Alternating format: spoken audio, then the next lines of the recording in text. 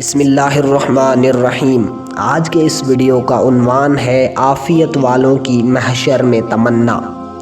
حضرت سیدنا عبداللہ بن عباس رضی اللہ تعالی عنہ بیان کرتے ہیں کہ حضور نبی کریم صلی اللہ علیہ وسلم نے ارشاد فرمایا، قیامت کے دن شہید کو لا کر حساب کے لیے کھڑا کیا جائے گا، پھر صدقہ کرنے والے کو لایا جائے گا اور اس سے بھی حساب کے لیے کھڑا کر دیا جائے گا، پھر مصیبت زدوں کو لایا جائے گا، نہ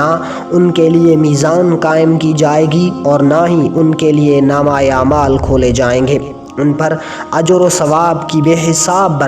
بارش ہوگی، یہاں تک کہ اللہ پاک کے جناب سے مصیبت زدوں کو عطا کردہ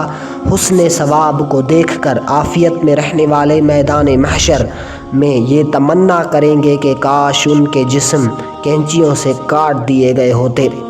اور دوسری حدیث پاک میں آتا ہے کہ حضرت سیدنا جابر رضی اللہ تعالی عنہ بیان کرتے ہیں کہ رسول کریم صلی اللہ علیہ وسلم نے ارشاد فرمایا، قیامت کے دن جب مصیبت زدوں کو ثواب عطا کیا جائے گا تو عافیت میں زندگی بسر کرنے والے آرزو کریں گے کہ کاش ان کے خالوں کو کینچیوں سے کاٹ دیا گیا ہوتا۔